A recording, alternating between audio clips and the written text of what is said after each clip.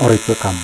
My name is Kome. Welcome to today where we are going to provision a server using Terraform. You will do what Terraform is simply an infrastructure as code service that enables us to be able to provision storage, security, subnet, and even compute straight from the command line using code. So let's see how this goes around. You can see here you have the virtual private cloud, and then down there you can see the interacting with Terraform to be able to provision these things for us. So let's look at the code itself. So I'm going to make this a little bit larger.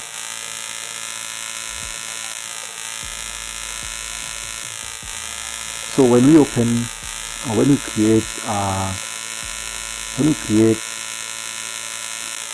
a Terraform main file, the first thing is that we are going to, of course, specify the providers and the resources.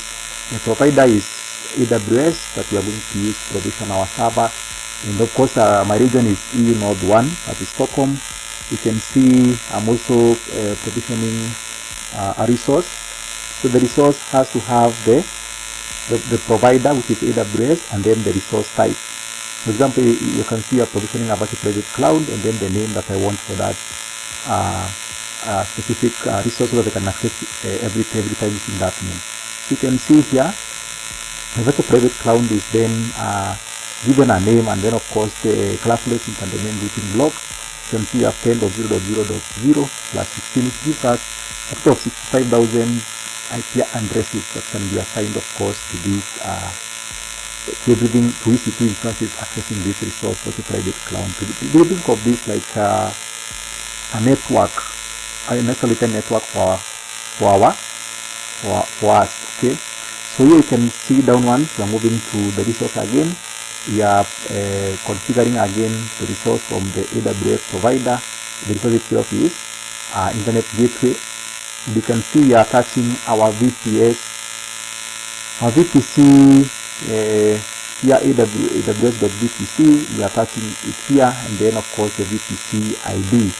You can see that we are accessing the resource here is by the resource type and the name. You can see here, and then of course with the ID property, so that we can now be able to access and set the gateway so that this VPC is accessible to the internet, the entire internet. We will continue. The next thing is that we are going to provision a resource. We are provisioning a resource, AWS root table. Of course, here we are setting a root table so that we can be able to access the internet. So the next thing you can see we are accessing anything that is on the internet, because the IP address is there. You have 00. So this means that we are allowing to access anything, to access the internet. We are allowing our VPC to access the internet. And of course you can see we are setting then the gateway there, and then this gateway again is locked to this here. So the other thing is that we have the AWS root table station. So here you can see we are setting we are associating our subnet with the root tables. We are associating our subnet with the root tables. So the root table here, which allowed us to be able to access the internet, is now being associated with the subnet, where now the subnet itself is where we take now the VPC and narrow down to specific IP addresses for this class, which will give us a total of 256. Instead of accessing the entire 5,000, we just narrow down to 256.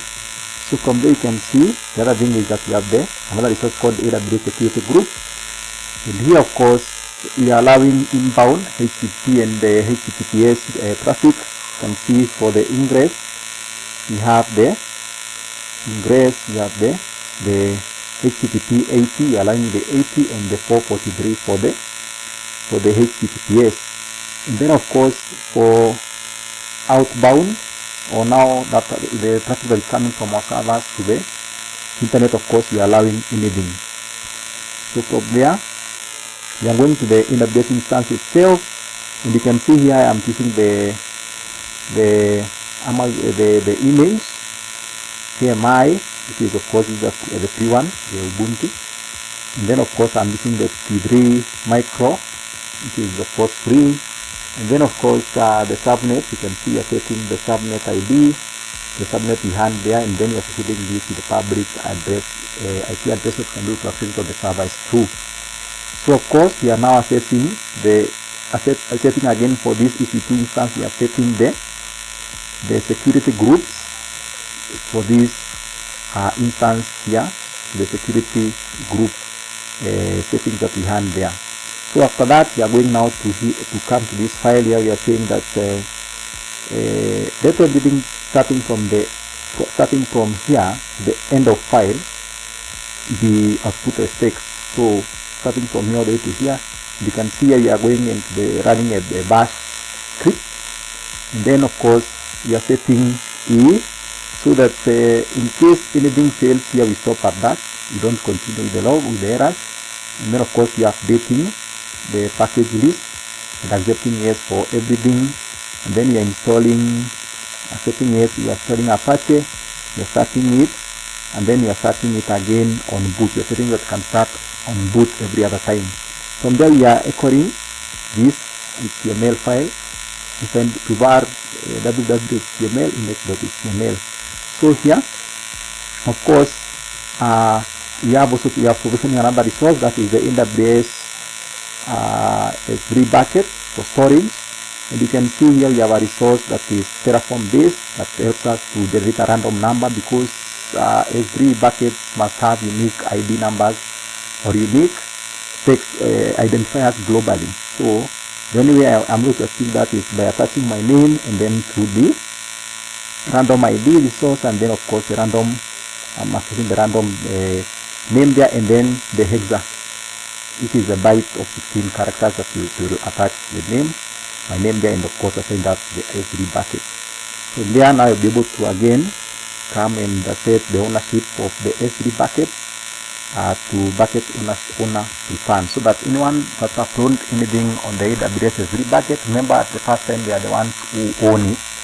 So I prefer that once they upload it, let the owner be able to own it. And then of course I'm outputting the EC2 public IP after it has now provisioned everything. I'll be able to get that IP and be able to see whether that HTML file of mine runs there. So to check that, I'm going to create terraform, then I'm going to plan to check if there are any changes that I need to have here. So I'll give it some time, and then of course you can see that the plus is telling me that these are the resources that I'm going to be provisioned. Of course we have, it's similar to the diff in Git, where the plus means something will be added, the minus of course will mean something will be removed, and then of course the title will mean that you modify as it is. So here of course I'm going now to say terraform apply, and then I'll be able to apply this to my AWS, so that now I can have the bit. I will of course say yes to accept it start being created. You can see it's creating the virtual private cloud, the 3 buckets, setting the gateways. It is also going ahead and changing the controls for the 3 buckets. And then of course I expect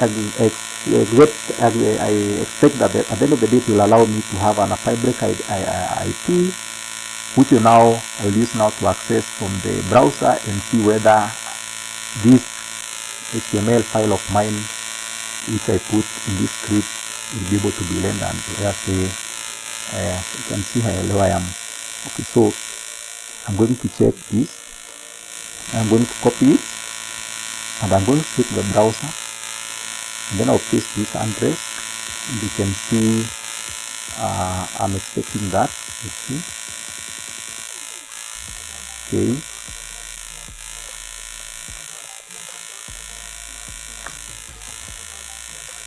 Just a minute. This will provision. 49:46.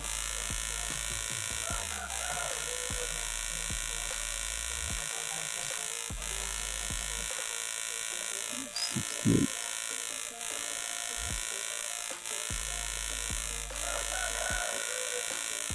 So I'll try to see.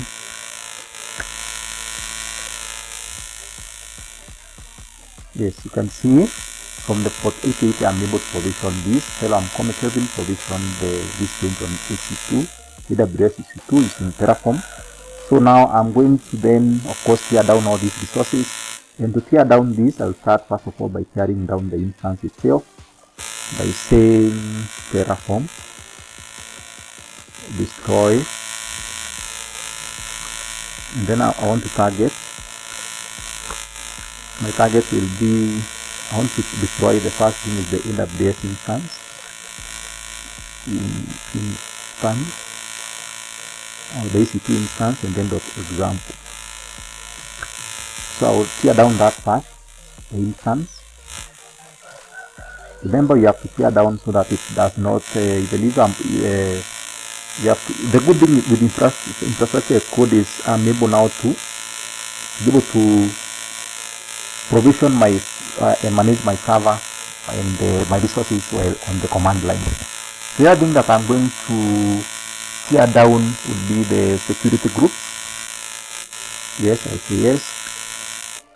I want to tear down the security groups, which I set here. So my internet is a little bit slow, but let's see what goes around there.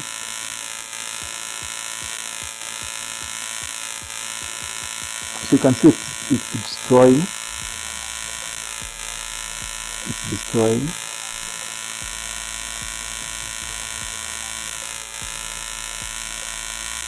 So see it's stuck somewhere. So I think there must be some problem somewhere. Let me check again. AWS instance.